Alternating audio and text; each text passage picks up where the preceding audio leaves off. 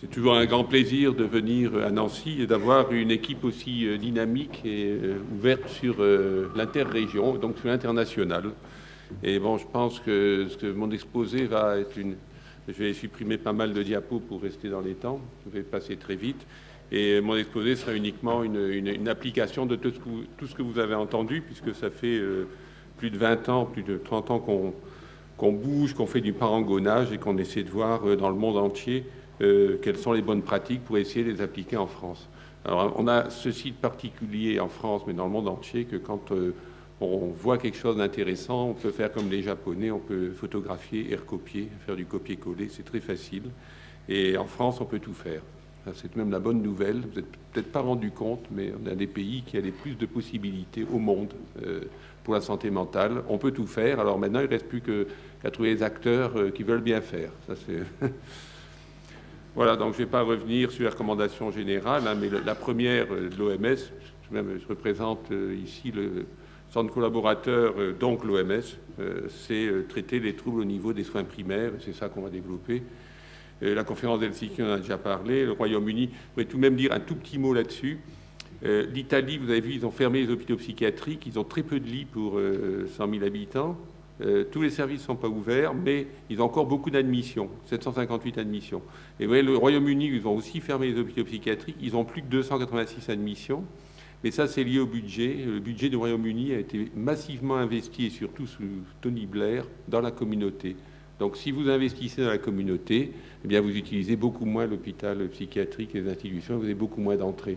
C'est tout à fait expérimental. Hein. Alors que l'Italie a fermé les hôpitaux psychiatriques, mais la charge, le fardeau revient aux familles. Et les familles n'ont malheureusement souvent, sauf à Trieste ou quelques endroits où évidemment c'est plus évolué, donc le seul choix, c'est de réhospitaliser et de reprendre chez elles. Vous avez deux systèmes là qui sont... Il suffit de prendre quelques chiffres pour bien comprendre. En France, on fait tout. Vous voyez, on a beaucoup de lits, beaucoup de psychiatres, beaucoup d'admissions, beaucoup de suicides et beaucoup d'argent. Voilà. Donc, trouvez l'erreur. Hein. Alors, moi, je viens d'Armentières, qui était le plus gros hôpital à l'époque, après Clermont. Donc, on avait 2500 lits en 72. Alors, quand on fait des comparatifs entre 72 et 2010, c'est évident que la psychiatrie a évolué dans toute la France. Enfin, là, peut-être un peu plus chez nous, parce qu'on est parti un peu plus tôt, puis on s'est beaucoup plus inspiré des modèles étrangers.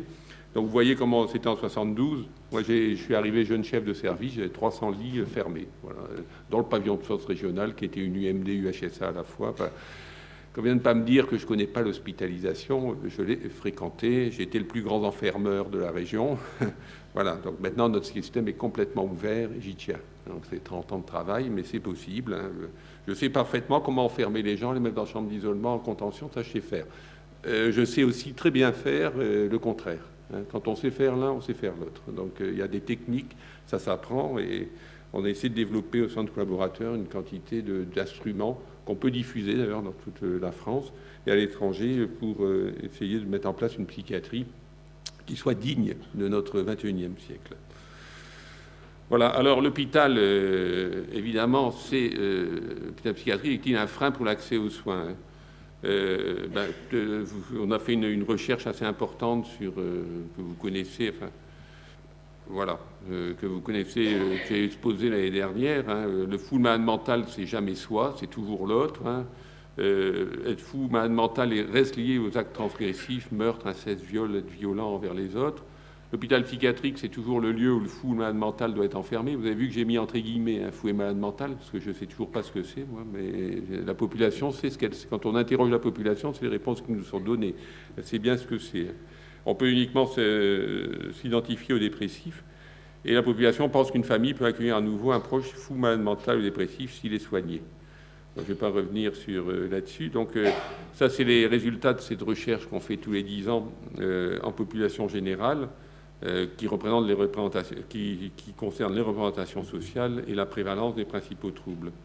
Alors, il faut dire que cette recherche est importante parce que c'est ce qui nous a permis de mettre en place le reste, ce qui nous a permis de mettre en place le système communautaire, ce qui nous a permis de mettre en place les conseils locaux de santé mentale sur lesquels je vais m'appesantir un peu plus longtemps. Chaque fois qu'on fait cette recherche, donc dans notre secteur, fait 85 000 habitants, C'est 900 personnes qu'on interviewe dans la cité, et ça donne des indications qu'on débat après avec l'ensemble de la population. Et avec l'ensemble de la population, en particulier toutes les mairies, on décide de la manière dont la santé mentale doit être traitée. Voilà, ça c'est, on a fait des recherches un peu partout, moi je ne vais pas revenir là-dessus, sur qui commet un meurtre, hallucine, tout ça, les viols. Alors, bon, je vous disais, le problème c'est que ces dernières années, les représentations n'ont pas beaucoup changé, et que 10 ans après, on avait fait cette recherche dans les années 2000, on l'a refait en 2009, 10 ans après, les représentations n'ont pas changé. C'est-à-dire qu'on a fait toute la réforme de la psychiatrie, on l'a faite avec ces représentations sociales. Et ces représentations sociales, si on veut qu'elles changent, il faudrait que ça change radicalement au niveau de la définition même de la folie, enfin, définition anthropologique et sociologique de la folie de la maladie mentale. Alors, on a pris, du fait que ça ne change pas, on peut faire autant de campagnes, médias, etc. qu'on veut, c'est pas ça qui est important.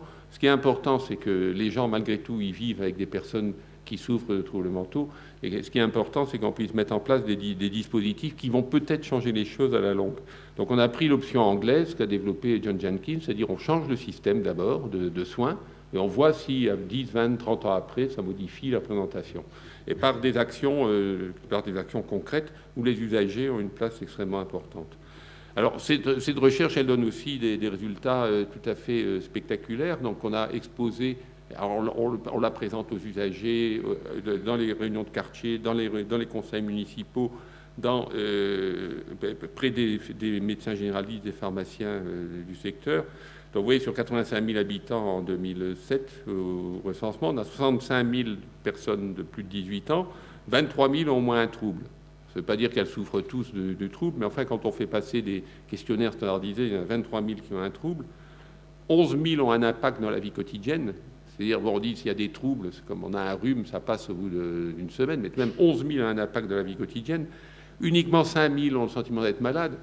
Donc là aussi, on a réfléchi, on a dit ça ne sert à rien de dire aux gens qui sont malades, puisqu'eux, ils vont attribuer ce que nous, on appelle troubles, nous les psychiatres, à d'autres raisons que des raisons médicales, des raisons sociales, bon, des raisons qui se retournent autour d'eux. Et par contre, bon, vous voyez, il n'y a que 5 000 qui ont le sentiment d'être malades, et il y en a 15 000 qui vont chercher l'aide et le soutien de la famille. C'est-à-dire, on ne se sent pas malade, mais on va tout de même en parler avec un proche ou un ami, et on verra si ça va mieux ou ça ne va pas mieux tout à l'heure. Et il y en a 15 000 qui vont voir leur médecin généraliste. Par contre, on a 3 000 personnes qui ont un risque suicidaire, 2 500 qui sont suivies en psychiatrie et 229 hospitalisés sur l'année 2007-2009. Donc vous voyez, entre les 23 000 qui ont un trouble, les 11 000 qui sont gênés, les 15 000 qui vont chez le généraliste, les 15 000 qui en parlent à leur environnement, et uniquement 2 500 vus par la psychiatrie, dont 229 hospitalisés. Si on veut mettre en place une politique de prévention et de santé mentale, c'est pas la psychiatrie doit y être, parce que je ne vois pas comment on serait en dehors du système de santé générale et du système qui existe dans les communes, mais on n'est pas les seuls, et loin de là. Si on regarde bien les recours, on a fait ça sur l'échantillon régional Nord-Pas-de-Calais, 15 000 personnes, parce qu'on n'avait pas assez, les chiffres n'étaient pas assez importants avec 900 personnes au niveau statistique. Quand on recourt à un proche pour s'aider, donc il y a 60% des gens, quel que soit le trouble, parce qu'en même temps, il y a des comorbidités, vous pouvez à la fois être dépressif, avoir des troubles alcooliques, être anxieux, etc. Bref, quel que soit le trouble, 60% recourent à un proche, dans 64%, les gens vont mieux, ça s'améliore. Pour le traitement, 42% prennent un traitement, 68% ça s'améliore ou ça s'arrête. Médecine alternative, 23% à recours, 55% amélioration ou arrêt. Psychothérapie, 16% uniquement comme recours, 71% d'amélioration. Hospitalisation, 13% comme recours, 59% d'amélioration, etc. L'aide religieuse, magico-religieuse, on l'a parce que c'est une enquête internationale. Et en Mauritanie, par exemple, l'aide magico-religieuse est première, et vous avez aussi 60 à 70% d'amélioration. Donc, le relativisme, restez modeste. Conséquences pratiques, il faut, de toute façon, l'important, c'est que les gens fassent quelque chose pour aller mieux. Donc, et que ça ne passe pas obligatoirement par la psychiatrie. Alors, conséquence, il faut qu'on travaille ensemble avec les médecins généralistes qui sont les premiers recours. Vous voyez très bien, quand on interviewe les gens dans la population, c'est ça qu'ils font. les familles, les proches des usagers, intégrer dans la communauté tous les services de psychiatrie, puisque les malades sont en ville et généralement les personnels sont à l'hôpital. Organiser les services avec la population et les usagers et les familles, c'est ce qu'on va voir. Combattre la stigmatisation. Alors là, on a un service ouvert, sans contention ni isolement. On a une contention par an de 2 heures généralement, et pour nous, on considère que c'est en revue de morbidité, c'est-à-dire qu'on considère que c'est un événement indésirable majeur. Voilà. Organiser les habitants, usagers ou non, les élus locaux, les services de la psychiatrie citoyenne, puisque c'est le thème, et on a créé un conseil local. Alors, comment, à partir de ce que vous avez vu, on a changé notre fusil d'épaule. L'hospitalisation est devenue une alternative à une offre de soins diversifiée en santé mentale communautaire. C'est une des possibilités du système. Et je suis d'accord avec monsieur le directeur pour dire que l'hospitalisation doit être parfaite. Parce que tout le système doit être bon. Vous ne pouvez pas faire un bon système communautaire, un mauvais système hospitalier. L'hôpital fait partie du système communautaire. Pour moi, il n'y a pas de différence là-dessus. Et si on doit être bon partout. Donc, alors, premièrement, l'offre de consultation. À partir de ce qu'on a vu, on a demandé à tous les gens qui viennent nous voir d'avoir un médecin généraliste et de venir avec une lettre du médecin généraliste. De toute façon, ils vont le voir. Et de toute façon, nous, on va renvoyer au médecin généraliste parce qu'on pense que tout citoyen doit avoir un médecin traitant et que c'est avec lui que ça se passe. Donc, à partir du moment où la personne est allée voir son médecin traitant qui a déjà normalement fait le tri quand il le voit et qui permet de ne pas envoyer en psychiatrie, de garder des gens, puisque de toute façon, il soigne la plupart des personnes, il nous envoie une personne, nous, on le reçoit en moins de 24 heures par un infirmier. En première ligne, on a vu ça à Versailles, on l'a appliqué dans le secteur. Et on est à 70% des personnes en moins de 24 heures. Ceux qui sont en plus de 24 heures, c'est parce qu'il y a le week-end ou qu'ils ont souhaité un rendez-vous plus loin. Donc en moins de 24 heures, on reçoit les 2500 personnes. On est à 2800 actuellement par an dans le secteur. On évalue l'urgence, un avis pluridisciplinaire 2 fois par semaine, une orientation, et on répète au médecin généraliste. On a embauché pas mal de psychologues, parce que vous avez vu, la psychothérapie, c'est ce qui marche le mieux, vous dire des gens. Et quand vous dites, quand l'OMS dit les médicaments doivent être dans tous les pays, partout, pour qu'on puisse les utiliser, la psychothérapie aussi. Si vous dites la psychothérapie, c'est la première réponse et qu'il n'y a pas de psychothérapeute, c'est comme si on disait le médicament et la première réponse c'est qu'il n'y a pas de médicament, là, ça serait un scandale. Là, qu'il n'y ait pas de psychothérapeute, tout le monde s'en fout. Voilà, donc vous pouvez y aller. Donc si le secteur public n'embauche pas de psychothérapeute, de psychologue, il est à côté de la plaque. D'ailleurs, on ne va pas répondre. Donc il faut transformer des postes, vous connaissez les syndicats et compagnie, enfin bref. Mais n'empêche, si on est pour répondre aux besoins de la population, il faut répondre aux besoins de la population. Alors, ça permet tout de même, à force d'être dans les 24 heures et de suivre tous les gens et pas attendre de donner rendez-vous à 6 mois, sinon vous avez le taux de suicide qui monte. Hein. C'est pas compliqué, si les gens ne sont pas pris en charge, il y a des suicides évitables. Hein. Et bien ça améliore nettement le système et on renvoie sur les généralistes. Dans un cas sur 2, il n'y a pas besoin de voir un psychiatre. C'est-à-dire la prise en charge par un psychologue, les entretiens infirmiers ou psychothérapeutes suffisent. Alors, mais c'est le psychiatre qui fait la prescription en équipe pluridisciplinaire. Les infirmiers, ils utilisent le MINI, une quantité d'instruments pour évaluer la personne. On a mis en place, il y a des protocoles très clairs. La deuxième chose, c'est qu'on soigne dans la cité. On a mis en place un service de soins intensifs dans la cité, avec une équipe mobile, qui rend des services considérables. Et vous allez voir les résultats sur les durées d'hospitalisation qui ont été considérablement réduites. La première consultation se fait avec le médecin traitant, parce que toujours le médecin généraliste, on n'est pas un service, on n'est pas l'asile en ville, on est un service de soins dans la cité, avec toutes les composantes de la cité. Et les soins peuvent être donnés aussi bien chez le pharmacien que chez le médecin généraliste, qu'avec nous. On peut passer 2 fois par jour. Et c'est dans la cité parce qu'on a tout le système de réhabilitation et d'activité qui est centré sur les municipalités et dans les services municipaux. Les CATTP sont dans les services municipaux. On n'a pas de CATTP lieu particulier. Voilà, donc les interventions à domicile. On a des familles alternatives à l'hospitalisation. Vous avez vu qu'on est un des rares avec Madison aux États-Unis avoir mis ces systèmes en place. C'est-à-dire, au lieu d'être hospitalisé, vous allez dans une famille. Et là, c'est fantastique parce que vous avez une famille pour vous occuper de vous tout le temps de votre hospitalisation. Alors que même dans notre service où on a 10 lits, Bon, quand il y a 2-3 infirmiers, on ne peut pas avoir la même qualité d'environnement que quand vous êtes dans une famille. Donc on considère que la famille, c'est de l'hospitalisation. Et on a mis en place des familles d'hospitalisation à court terme, où les gens restent en moyenne 3 semaines. Donc, au lieu d'être à l'hôpital, ils sont en famille, mais ils ont les mêmes soins qu'à l'hôpital. Ça, le principe, c'est que le soin peut être mis partout. Et puis ensuite, l'hospitalisation temps plein, donc la durée de moyenne de séjour a encore baissé, on doit être à 6 jours 50, HOH et l'HDT, le service est ouvert, il n'y a pas de contention, et on se débrouille, mais on se débrouille avec une formation importante, formation de l'ensemble des personnels à la gestion de la violence, avec le système Omega qui est venu du Québec, puis aussi le fait qu'aux personnes, on peut leur proposer, dès qu'ils rentrent, une quantité de soins diversifiés et de ne pas les bloquer dans un hôpital fermé, ça diminue la violence, ça permet très facilement de négocier une prise en charge de soins qui est évidemment toujours faite avec l'usager. Voilà.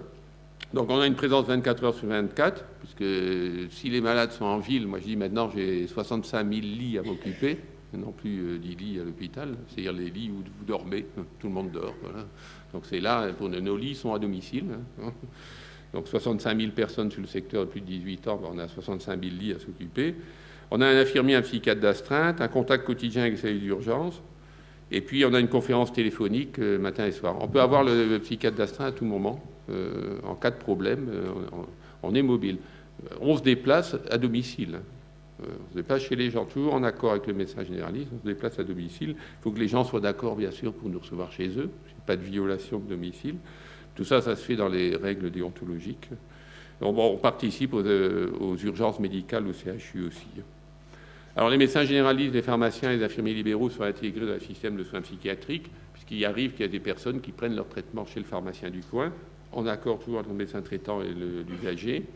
Il y a le système libéral pour la dispensation des traitements au long cours, parce que vous imaginez bien qu'on suit énormément de personnes, on ne peut pas tout faire avec un service de psychiatrie, même si on est nombreux. Donc les professionnels, on a intégré dans les services sociaux municipaux, j'espère qu'à terme, il n'y aura plus aucun lieu de la psychiatrie. On a intégré dans les cabinets de groupe de médecins généralistes, dans la médecine sportive, dans les CCAS, les UTPAS, donc tout ce qui est social, et c'est là qu'on fait nos consultations, ainsi qu'à domicile. Et dans les services culturels, donc ça c'est les services, c'est le CATTP qui est devenu un service d'activité culturelle lié aux municipalités. Voilà. Ça fonctionne avec un conseil intercommunal santé mentale et citoyenneté, parce que vous vous rendez bien compte, pour mettre en place tout ça, il a fallu qu'on négocie avec les municipalités. Si les municipalités n'avaient pas été là, on n'aurait pas pu faire grand-chose. On a commencé par une association en 1901 qui s'appelait la MPS il y a 30 ans.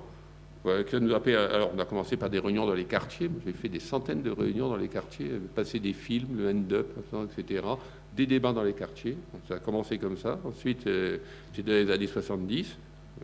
On a créé en 77 une association avec les élus des 6 municipalités. On a mis en place une quantité d'actions culturelles, parce que les artistes ont été les premiers à répondre pour la mise en place d'un système. On a même créé un fonds d'art contemporain. Et avec les municipalités, on a mis en place un système qui permet l'accès au logement. Et actuellement, on a plus de logements que de demandes. Donc on a eu 150 appartements en 30 ans. Mais si vous êtes fiable, si vous savez discuter avec les mairies, si vous discutez avec les gens, dire si vous devenez fréquentable, ça va aller. Les malades vont être fréquentables aussi. Si vous n'êtes pas fréquentable, les malades ne seront pas fréquentables. Voilà. Donc voilà où on en est. Évidemment, il fallait régler le problème du conseil. Quel territoire? Parce qu'on avait 56 territoires différents de l'action sociale, dépêchés. Voilà les deux grandes thématiques. On vient de créer donc un conseil local de santé mentale, santé mentale, citoyenneté, parce que les maires voulaient associer tout ça à la santé en disant la santé mentale, ce n'est qu'un des aspects de la santé. C'est une excellente chose. Donc le soin santé, l'offre de soins, l'accès aux soins, l'information, la prévention, et de l'autre côté, la déstigmatisation, l'accès au logement, l'emploi. Donc on a une assemblée générale pour le conseil local avec tous ces gens-là qui étaient présents, y compris les services de police qui sont toujours intéressés par la santé mentale, mais pas que. Voilà. C'est une force de proposition pour la santé publique et le conseil communal est géré par un maire. C'est un maire qui est président et on a les mairies ont embauché avec l'hôpital moitié-moitié un chargé de mission pour le bureau du conseil de pilotage. Et tout ce qui concerne la santé mentale devient l'affaire des citoyens. Donc ça, c'est vraiment les actions. On a fait un plan d'action important, donc on continue Donner des appartements, c'est les élus locaux qui reçoivent les usagers dans une commission avec les bailleurs et les bailleurs, les associations, l'UNAFAM, la FNAPSI, les GEM, voilà, et c'est pris ensemble, la décision est prise ensemble avec les familles, les élus pour obtenir les appartements et les bailleurs. De ce coup-là, tout le monde est au courant du pourquoi de la demande et ça pose pas trop de problèmes. L'accès à l'emploi, même chose. On a créé un groupe projet avec une municipalité. On a mis en place un ESAT, établissement, un ancien CAT là, de travail adapté. Et il n'y a pas d'atelier. Les gens sont dans les municipalités. Et pour l'art et la culture, même chose. Tous les services d'art et de culture des municipalités ont été ouverts aux usagers.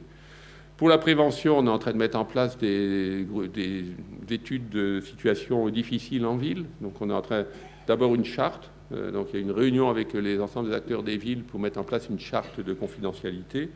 Et puis des actions de prévention multiples. La lutte contre la stigmatisation, le conseil local est le promoteur de la semaine de la santé mentale. Alors ce qu'on doit aux autres, ça a déjà été dit. En gros, c'est toute la liste qu'a dite John. On est allé voir un peu partout ce qui se passait dans le monde. On a appliqué sur notre territoire, ce n'est pas compliqué. Si demain vous voulez rejoindre notre réseau, il n'y a aucun problème. Et puis après-demain, vous avez ce système qui est mis en place. Voilà. L'évaluation, si au niveau national, on avait la même politique, on serait à 12 000 lits hospitaliers et 64 000 personnes suivies en ville. Là, on est au contraire, c'est le contraire actuellement. Donc là, on est passé, en 78, j'avais 300 lits, 143 ETP. Voilà. On a un peu baissé, mais on a créé le centre collaborateur des structures médico-sociales. On a 82% des gens en ville et 18% à l'hôpital. Faites le calcul dans vos hôpitaux à combien vous êtes. Avec des profils de professionnels qui ont considérablement évolué. Considérablement, on n'est plus du tout j'ai trois psychiatres et 150 infirmiers, ça n'a plus rien à voir. Voilà. Alors ça, c'est les résultats, mais je vous laisserai les diaporamas. Ce qu'on peut voir, c'est que le nombre de personnes en soins de 71 à 2010 a considérablement augmenté. Et vous voyez, chaque fois qu'on a ouvert une structure, je vais vous le montrer, voilà, durée moyenne de séjour, on arrive de 213 jours à 14 jours en 2002. On ouvre les familles d'accueil, on passe à 12 jours. On ouvre le SIC, on passe à 8 jours. En 2010, on a 6 jours 5. Et vous voyez le nombre d'occupation des lits. Chaque fois qu'on ouvre une structure, c'est pour éviter l'hospitalisation quand ce n'est pas nécessaire. L'hospitalisation doit être gardée. Moi, je suis de ceux qui disent qu'on ne pourra pas faire sans hospitalisation. Mais il faut la réduire au minimum. En sachant qu'une personne qui va mal doit rester longtemps. On a une personne qui est depuis 5 mois à l'hôpital, on ne va pas la lâcher de sitôt. Mais ça, c'est... Voilà, elle nous plombe un peu nos 6 jours et des coups, mais ça ne fait rien. Voilà, ça, c'est notre travail. Même chose pour les personnels. En réalité, le système qui est mis en place, c'est un système hyper rentable pour la société. Ça, il faut bien se rendre compte qu'à tout point de vue, c'est rentable pour les usagers, pour tout le monde. Maintenant, on peut le prouver. C'est prouvé dans le monde entier. Il n'y a que la France La France n'a aucun problème à prouver ses mauvaises pratiques. Mais les bonnes pratiques, il faut 20 ans d'évaluation. Donc, je ne sais pas si vous comprenez, il n'y a que dans ce pays-ci que ça existe. C'est bon. Voilà, durée moyenne de séjour. On a des HO, des HDT. Il ne faut pas croire qu'on n'utilise pas l'obligation de soins, mais les gens restent très peu de temps. Vous voyez, très très peu de temps. C'est pas... Et à partir du moment où ils débarquent... Alors par contre, on utilise pas mal les sorties à l'essai d'HO, HDT. Le débat sur les soins ambulatoires de la société, c'est la pire hypocrisie que j'ai vue de la part des psychiatres. Donc je suis... Depuis, qui n'a jamais utilisé l'HDT sorti à l'essai? Qui n'a jamais utilisé l'HO sorti à l'essai? Personne. Donc un débat qui est mal posé parce qu'il est sécuritaire, mais qui est un vrai débat de prise en charge. Et puis on a des indicateurs, je terminerai là, de bonnes pratiques. Donc l'offre de soins de consultation en moins de 24 heures, ça c'est un indicateur. Hein. Donc on a l'ISO 9001 qui vérifie tout ça. On a un taux de suicide bien inférieur au niveau par rapport à la région. Mais je pense à la mesure où les gens sont pris en charge dans les 24 heures, ceci explique cela. Ils n'ont pas le temps de se suicider. Si vous les prenez 6 mois après, vous verrez la liste des gens qui ont... Vous augmentez de 30%. Nous, on a 30% inférieur. Il y a deux autres zones de la région qui ont 30% inférieur, mais ils ont une population à 50% maghrébine. Or, le facteur primordial de prévention du suicide, religion musulmane. Partout. Hein. Donc, vous avez une interdiction formelle de suicider. Et là, vous avez des forts taux, vous avez beaucoup moins de suicides. Alors, ensuite, on a quasiment, dans ce système, on n'a quasiment pas... Vous savez, les fugues, les gens qui se barrent, etc., on n'a pas. Vous n'avez pas, puisque vous soignez les gens. Vous ne les enfermez pas. Donc vous n'avez pas de fugue. Vous n'avez pas une prison. Hein. Et personne n'est hospitalisé à long terme. Voilà. Donc, on remplit les indicateurs de bonne pratique. Et puis, je vous remercie pour votre attention. C'est un peu rapide, mais...